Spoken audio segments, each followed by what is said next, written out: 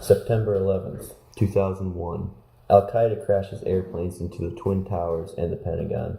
The Twin Towers are completely destroyed. The U.S. government quickly discovers that Al-Qaeda and their leader, Osama bin Laden, are hiding in Afghanistan. After negotiations with the Taliban government to give up bin Laden failed, the U.S. military acted. The International Security Council authorized the U.S. to overthrow the Taliban government.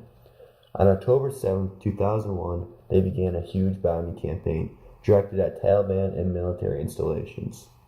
This was followed by massive troop deployment. By November 3, 2001, the Taliban government had been overthrown.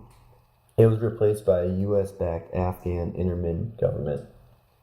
By early 2002, there were nearly 8,000 troops occupying Afghanistan. Even with this large number of troops and a new government in place, there are still lots of problems. The new government, which is led by Hamid Karzai, is very weak.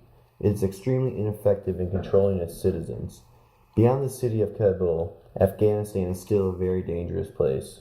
It is controlled mainly by warlords. It is hard to get rid of them because it is hard to tell who a person is.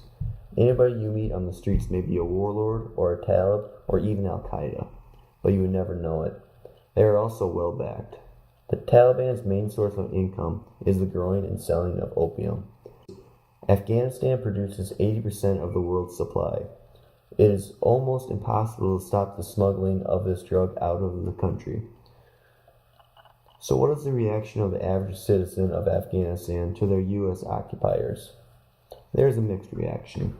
Some Afghans think that what the U.S. is doing is a good thing and that they should remain in Afghanistan. Yet others want immediate withdrawal.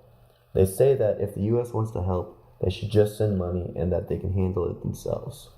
This is in part because of the general hate of the U.S., because more than 20,000 Afghans have been killed because of the U.S. involvement. And yet others want even more troops. However, a recent survey shows that most Afghans like the United States being there. They don't have to follow ridiculous laws and have become more prosperous than they could have become under Taliban rule. When President Obama was confronted with the question of how long we will remain there, he did not give a definite timeline, but did say that we have no interest in occupying your country. The main goal of the United States is now to get the Afghanistan government to sustain itself. Reconstruction of the country is being led by the United States Agency for International Development, also known as the USAID. The International Security Assistance Force, or ISAF, was also formed to help.